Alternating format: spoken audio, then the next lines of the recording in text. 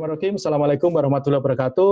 Selamat siang rekan-rekan mahasiswa Universitas Muhammadiyah Yogyakarta dari lintas disiplin Prodi yang sedang akan mengikuti program KKN Muhammadiyah Mengajar. Teman-teman, pada kesempatan siang hari ini kita akan belajar bersama sekali lagi tentang branding sekolah Muhammadiyah. Terutama kita akan bicara tentang branding sekolah yang teman-teman nanti akan jadikan lokasi KKN. Sebelumnya saya akan memperkenalkan diri. Ya. Nama saya Fajar Junaidi, sehari-hari ngajar di program studi Ilmu Komunikasi Universitas Muhammadiyah Yogyakarta. Di sini udah muncul. Sini belum. Udah. Oke, alamat saya ini, nomor telepon saya ini, monggo silakan kalau dicatat. Nanti selama teman-teman kalau ada proses KKN, ada ada pertanyaan, pengen diskusi tentang persoalan branding, terutama bisa kontak-kontak saya melalui WA. Dengan senang hati pasti saya bantu. Ini alamat media sosial saya juga di Twitter, kemudian di Instagram dan di Facebook. Oke, teman-teman yang berbahagia.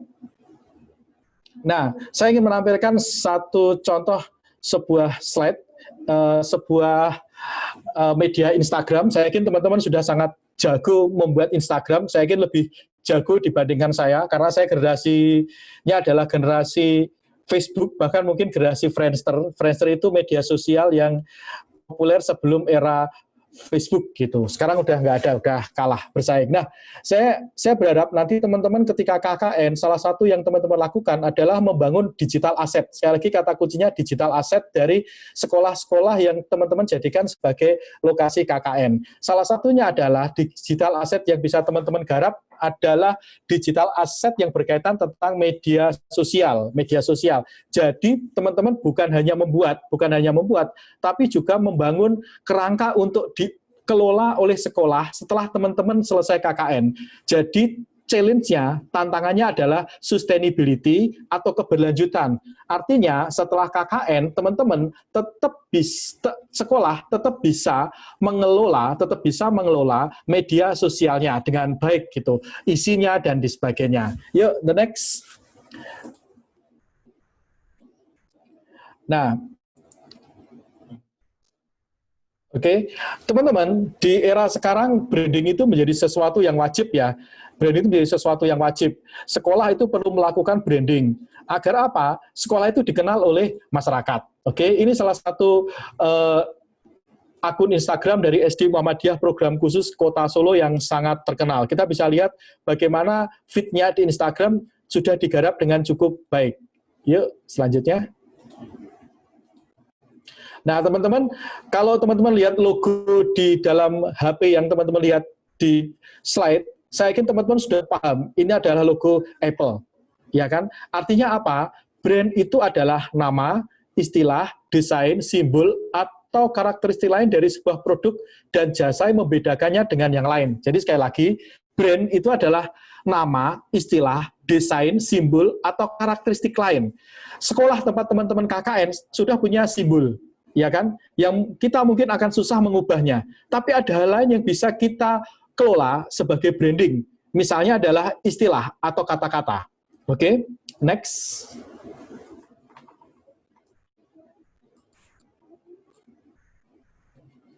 Oke, saya akan mencoba, kita akan eksplorasi, nanti kita akan latihan di menu chat setelah saya presentasi, yaitu tentang kata atau slogan. Kalau dalam istilah periklanannya disebut sebagai tagline. Misalnya, lampu Philip itu tagline-nya adalah terus terang, terang terus. Jadi kalau ada kata terus terang, terang terus, asosiasi dari konsumen itu akan selalu ingat bahwa itu lampu Philip. Sekali lagi, kalau ada kata terus terang, terang terus, masyarakat akan terasosiasi dalam pikirannya bahwa ini adalah merek dari lampu Philip. Masyarakat tidak akan menyebutnya sebagai merek lampu yang lain gitu. Dan kita tahu Philip punya banyak lini produk, tapi untuk terus terang dan terang terus yang kita ingat adalah lampu Philips. Dari era neon, Bolham sampai era lampu LED ini selalu digunakan oleh Philips. Yang lain misalnya UMY, kampus kita tercinta. Slogannya adalah Unggul Islami, kemudian ada juga Muda Mendunia. Teman-teman bayangkan, ada lebih dari 170 perguruan tinggi Muhammadiyah di Indonesia. Hampir semua logonya sama. Itu in the same case. Kasus sama terjadi di sekolah. Logonya sama, logo Muhammadiyah. Mungkin yang membedakan hanyalah warna. Warna ada yang biru, ada yang hijau. Dua pola warna yang sering muncul di sekolah-sekolah Muhammadiyah. Nah, maka yang bisa kita olah adalah hal lain, yaitu slogan. Misalnya yang dilakukan UMY dengan Muda Mendunia. Di kota sebelah, di UMS, mereka buat slogan atau tagline wacana keilmuan dan keislaman. Nah, ini yang bisa teman-teman olah nanti di sekolah tempat teman-teman KKN. Tentu saja tidak sekadar kita membuat, kita harus mengolahnya dengan baik, agar yang kita tulis di slogan ini menjadi sesuatu yang mudah diingat oleh masyarakat dan benar-benar mewakili brand dari sekolahannya. Yuk, kita simak penjelasan berikutnya. Oke, manfaat branding bagi sekolah itu adalah agar sekolah dikenal, dipercaya, dan menjadi rujukan bagi orang tua atau wali siswa. Sekali lagi, branding itu bermanfaat satu agar sekolah dikenal. Misalnya di Surabaya ada SD Muhammadiyah Pucang 4.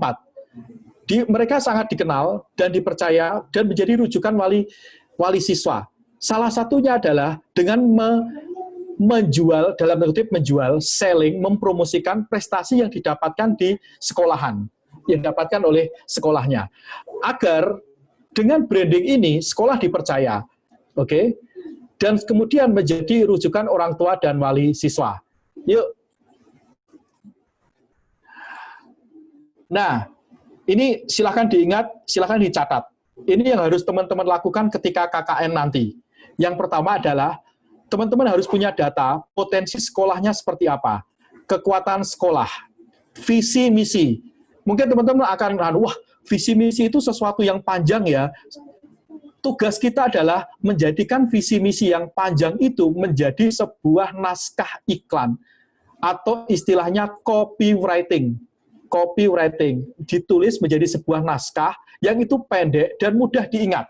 Bayangkan kalau yang UMY misalnya, in case UMY misalnya, visinya UMY adalah menjadi kampus yang berstandar internasional bla bla bla misalnya. Anda bisa lihat di website UMY. Itu kalau dituliskan panjang banget. Bagaimana agar bisa diringkas? Cukup dengan dua kata, muda mendunia. Kata mendunia itu merefleksikan prestasi di level internasional. Muda itu merefleksikan mahasiswa yang masih muda. Jadi yang membawa prestasi itu bukan hanya dosen, tetapi adalah mahasiswa. Hal lain tentu saja adalah prestasi. Prestasi sekolah itu bisa menjadi sesuatu yang dijual, dalam tanda kutip, di branding kepada masyarakat. Hal lain adalah lokasi. Teman-teman bisa menggali, mengapa orang tua murid memilih untuk menyekolahkan putra-putrinya di sekolah X? Mungkin karena lokasinya dekat dengan rumah. Mungkin karena lokasinya itu menjadi Kulon Progo itu daerahnya kan bagus view-nya. Lokasinya itu pemandangannya bagus misalnya. Kemudian fasilitas. Jika ini poin menarik yang teman-teman harus benar-benar jadikan insight dalam KKN ini. Jadi gini teman-teman. Ketika pandemi Covid ini, banyak sekolah dan kampus itu kan tidak siap dengan platform. Kampus kita relatif paling siap karena sudah punya MyClass atau Spada. Nah, saya yakin di bagian KKN teman-teman ini, salah satunya kan membuat konten-konten pembelajaran. Sekali lagi, bagian dari yang dilakukan dalam kegiatan lain adalah buat konten pembelajaran. Dalam format video maupun dalam format podcast. Sekali lagi, dalam format podcast. Video itu bagus. Video itu bisa menjangkau aspek visual dan aspek audio. Tapi persoalan video adalah makan paket data. Itu yang jadi persoalan. Nah, teman-teman, saya kasih sebuah clue. Saya membayangkan kalau panjenengan semua ketika KKN itu membuat podcast. Podcastnya berisi materi pembelajaran yang semua nanti di-upload di Spotify sekolahan. Oke? atau platformnya yang lain nggak apa-apa, tapi mungkin yang paling populer Spotify salah satunya. Nah, podcast itu nanti pakai nama alamat sekolah, yang kemudian terintegrasi di media promosi sekolah, yang kemudian terintegrasi di platform pembelajaran online sekolah yang akan teman-teman kembangkan nanti. Bayangkan kalau teman-teman satu tim ada 10 orang, satu orang selama 30 hari KKN, setiap hari membuat satu podcast, maka satu orang sudah membuat 30 podcast. Dikali 10, 300 podcast, isinya adalah konten-konten pembelajaran. Podcastnya jangan yang panjang, sekali lagi jangan yang panjang. Buat podcastnya yang pendek, di covernya podcast dikasih logo sekolah. Oke, materinya dari pelajaran yang ada dari kelas 1 sampai kelas 6 kalau di SD, kalau di SMP kelas 7 sampai kelas 9, SMA, SMK menyesuaikan. Dari mana kita bisa mendapat bahannya? Kita tinggal minta bukunya ke sekolah atau kita bisa mendownload materi-materi bukunya itu. Oke. Nah, ini bisa kita kembangkan jadi fasilitas. Anda bisa menulis misalnya di branding sekolahnya adalah SD Muhammadiyah 1 Kulon Progo, prepare to be digital school, oke? Atau misalnya SMP Muhammadiyah 10 Kulon Progo, sekolah berbasis digital. Jadi teman-teman, di masa depan, fasilitas itu bukan hanya gedung, tetapi adalah aset digital. Sekali lagi, aset digital. Itu yang harus teman-teman kembangkan.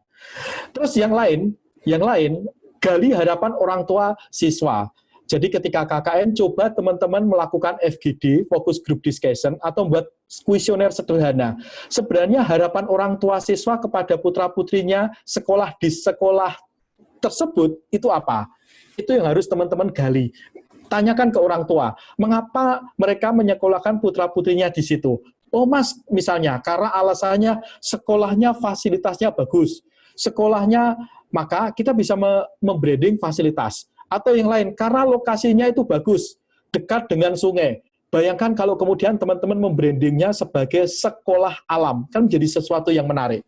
Nah, kemudian dua hal ini, potensi sekolah serta harapan orang tua, itu panjenengan kembangkan menjadi rencana branding. Rencana brandingnya seperti apa? Kemudian rencanakan juga pemilihan media sosial dan pengisian konten secara teratur dan tematik. Jadi selama proses KKN, yang isi teman-teman dulu nggak apa-apa, tapi di tengah-tengah mulai ditransfer skill teman-teman itu kepada Bapak Ibu Guru di sekolah. Passwordnya mulai dikasih kepada Bapak Ibu Guru, jangan sampai selesai KKN, kemudian IG-nya nggak pernah diisi. Ya kan, YouTube-nya tidak pernah diisi. Jangan sampai seperti itu. Oke, jadi teman-teman harus mendelegasikan ini kepada sekolah. Fungsi kita dalam KKN itu adalah memfasilitasi. Sekali lagi memfasilitasi sekolah agar punya kemampuan seperti yang kita miliki. Yuk, kita simak slide selanjutnya. Teman-teman, saya akan ambil contoh. Ini studi kasus. Teman-teman melakukan KKN di sebuah sekolah. Saya sebut aja nama sekolahnya adalah SD Muhammadiyah Kulon Progo 5. Sekolah ini terletak di sebuah bukit. Teman-teman bisa lihat gambar di atasnya. Oke, pemandangannya bagus. Siswa sering bermain di alam, bermain dengan alam. Orang tua memiliki keinginan agar putra-putrinya punya prestasi dan potensi anaknya berkembang. Bayangkan kalau kemudian dibuatnya seperti ini. Tetap namanya SD Muhammadiyah, tapi kemudian di bawahnya dikasih Muhammadiyah Green School atau sekolah berbasis alam, ya kan? Atau sekolah alam kreatif dan sebagainya. Teman-teman perhatikan papan nama ini. Papan namanya beda loh. Jadi branding itu berkaitan tentang what to say dan how to say.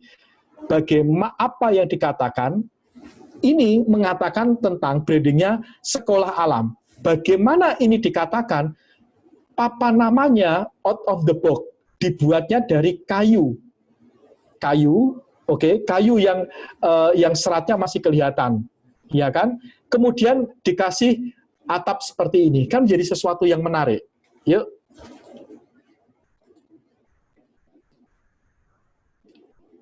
Slide selanjutnya. Nah, ini brandnya SD Muhammadiyah 5 Kulon Progo, Sekolah Alam dan Keilmuan. Salah tulis, keilmuan. Karena apa? Tadi kan ada harapan dari wali murid agar putra-putrinya prestasinya berkembang.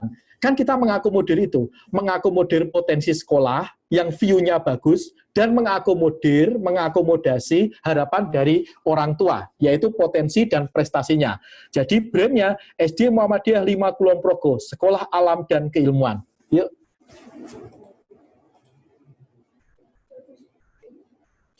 Oke, kita simak contoh kedua, yang tadi sempat saya singgung di awal. Teman-teman, saya yakin panjenengan kalau jadi mahasiswa, kuliah hanya dikasih PowerPoint akan mengeluh. Saya kemarin semester yang lalu ngajar mahasiswa itu selain pakai PowerPoint, pakai podcast, dan tentu saja juga pakai video. Nah, yang semua saya buat pendek-pendek. Saya yakin, saya orang tua, punya anak yang masih SMP dan SD, kalau materi sekolahnya itu hanya baca PowerPoint, itu sangat membosankan, sangat membosankan. Nah, selama KKN, teman-teman mengembangkan SMK Muhammadiyah 2 Kulon Progo, ini sebagai contoh, punya konten video, dan pembelajaran dalam bentuk podcast. Buat video sekarang sudah sangat mudah, cukup dengan HP, pakai aplikasi, kita bisa buat video pembelajaran. Nah, kemudian diupload di kanalnya sekolah, yang itu semua terintegrasi dikelola oleh adminnya tim, artinya tidak akan lupa password. Oke? Ada dua hal. Satu, harapan orang tua, belajar online-nya tidak merepotkan. Yang kedua, ada potensi SMK Muhammadiyah Kulon Progo punya konten video dan podcast dalam sistem pembelajaran online. Yang ini bisa jadi tidak semua sekolah memilikinya. Dari dua hal ini, kita bisa buat brand-nya. Dalam slide berikutnya. Oke. Brand-nya adalah belajar dari rumah menyenangkan. SMP Muhammadiyah 2 Kulon Progo. Jadi yang dijual adalah meskipun belajarnya dari rumah, itu menyenangkan. Oke? Jadi, sekali lagi, what to say-nya adalah aspek menyenangkan. Saya yakin anak-anak itu kan sekolah inginnya menyenangkan. Kan bisa dibuat juga. Sekolah menyenangkan di SMP Muhammadiyah 2 Kulon Progo, dan sebagainya. Begitu teman-teman, brand yang dibuat. Yuk, next.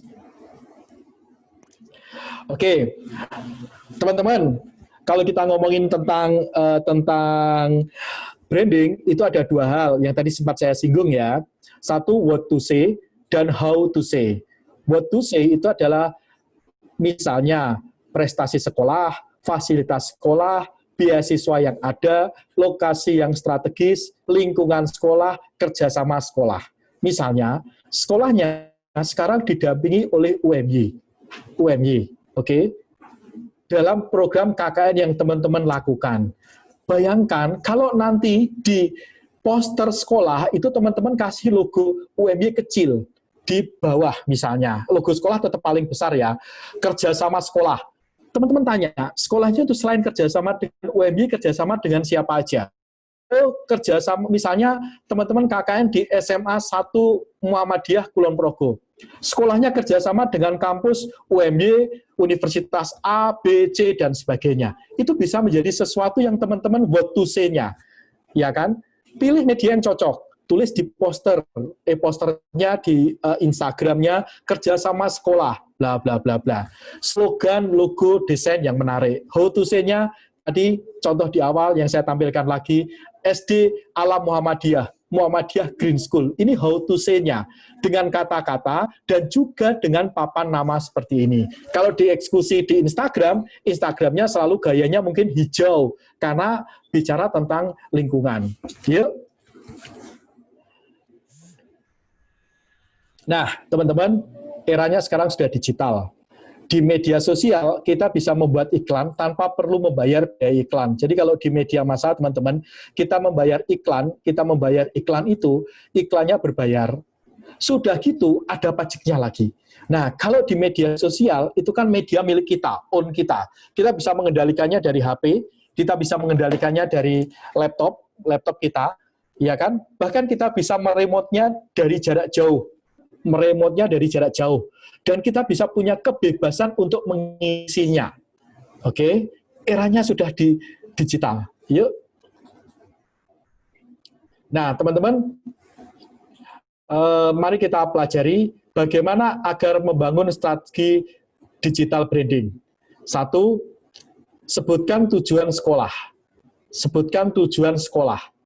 Teman-teman, misalnya, bisa lihat di visi, misi, dan profil sekolah. Tapi kalau kita tulis panjang, kan menjadi tidak enak untuk dibaca dan susah untuk diimplementasikan. Contoh misalnya, SMK Muhammadiyah 7 Kulon Progo mempunyai lembaga sertifikasi profesi, lulusannya dikasih sertifikasi. Maka teman-teman bisa nulis SMK Mutu Kulon Progo, sekolah dengan sertifikasi profesi untuk lulusannya.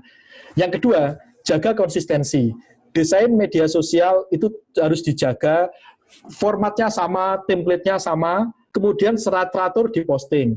Yang selanjutnya, bangun kedekatan. Teman-teman, misalnya nih, saat ini siswa-siswa sudah baru saja diwisuda secara online mungkin atau hanya menerima rapot. Tadi pagi anak saya menerima rapot. Bayangkan, kalau karena rapotnya itu tidak bisa diambil bersama-sama, ngambilnya itu drive-thru, bayangkan kalau kepala sekolahnya itu membuat konten video direkam. Isinya misalnya, anak-anakku yang tersayang, selamat atas pencapaian prestasinya, semoga tahun ajaran depan kita bisa berjumpa lagi di kelas. Oke, sekali lagi naskahnya seperti ini. Assalamualaikum warahmatullahi wabarakatuh. Anak-anakku tercinta, selamat atas pencapaiannya di rapot pada semester ini. Semoga kita bisa ketemu lagi di tahun ajaran depan di sekolah kita tercinta.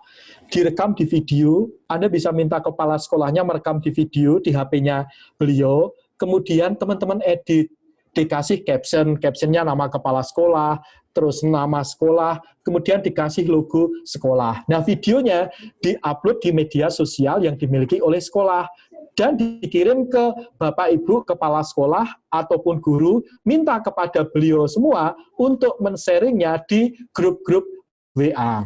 Yang lain, ini penting. Tugas teman-teman adalah membuat aset media digital sekolah.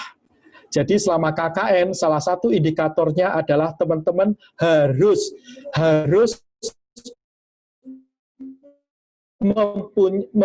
membangun fanpage di Facebook dan YouTube dari sekolah itu. Nanti kami akan memantaunya. Di Twitter, teman-teman, nanti kita akan kampanye bersama. Kalau pesertanya katakanlah ada 250 aja, kita akan bareng nge-tweet misalnya Muhammadiyah mengajar, kemudian nge-tweet Kulon Progo, dan sebagainya. Agar apa? Konten teman-teman ter-up. Nanti kita akan mendesain itu selama proses KKN. Nanti saya akan membantu teman-teman bersama LP3M agar kita bisa menjadi viral kegiatan kita. Tujuannya bukan pamer, bukan riak, tapi menginspirasi orang lain agar melakukan tindakan yang kita lakukan. Nah, yang terakhir, jadikan guru dan siswa itu sebagai duta brand atau brand ambassador. Sebar konten melalui akun resmi, yang lainnya kemudian menyebarkan melalui akun pribadi dengan retweet dan sebagainya. Oke? Yuk. Nah, teman-teman, digital asset yang harus dimiliki untuk sekolah. 1, website sekolah. 2, ini jelas. Kalau websitenya itu belum ada, kita bisa menggunakan platform WordPress, tapi menurut saya yang paling penting sebelum website adalah Instagram itu digunakan oleh remaja, kaum muda seperti panjenengan semua. Saya yakin jenengan jauh lebih familiar Instagram daripada saya. Facebook itu banyak digunakan wali murid, maka Facebook jangan dilupakan. Konten-konten, bahkan kita kan sudah bisa mengatur, kalau teman-teman yang masih pakai Facebook, coba lihat Facebook Creator. Melalui Facebook Creator, kita bisa mengunggah di Instagram tanpa harus standby di depan laptop. Jadi kita bisa mendesain kapan itu akan terposting di Instagram, gitu. YouTube, kita bisa mengedit video sekarang di YouTube, teman-teman. Ada YouTube Studio. Jadi sekali lagi, konten video itu penting. Video yang singkat-singkat itu penting.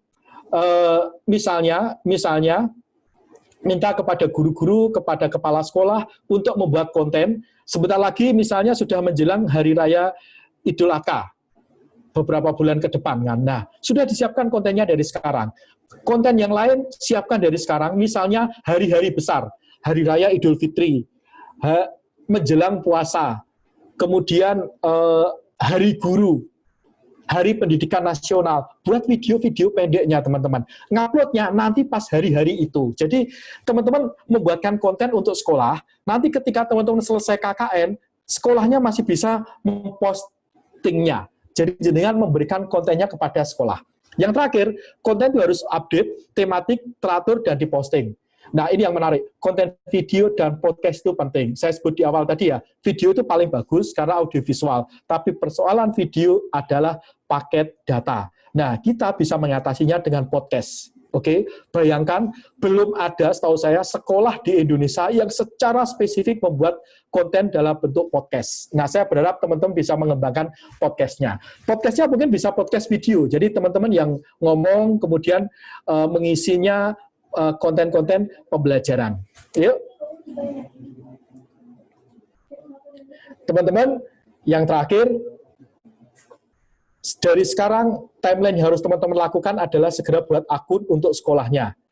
Oke, jangan sampai itu dibuat oleh orang dulu, orang lain maksudnya. Kemudian siapkan template atau cetak biru. Kalau ada pertanyaan, oh, saya nggak bisa desain nih mas, lo kan sekarang banyak aplikasi desain, misalnya Canva, ya kan? Kita bisa menggunakan itu. Jadi harapannya setelah KKN, sekolahnya bisa melakukan. Jadi misalnya teman-teman bisa ngajari sekolah untuk menggunakan aplikasi Canva misalnya. Kemudian template cetak biru. Contoh nih ya, sekolahnya berwarna biru. Maka usahakan konten media sosialnya gayanya juga biru gitu. Jadi kan ada kesinambungan nih antara aset digital dan aset nyata dari sekolahan.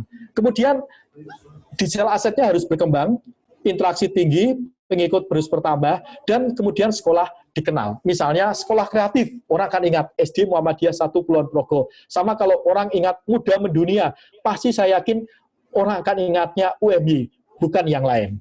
Oke? Next. Oke, ternyata udah selesai teman-teman.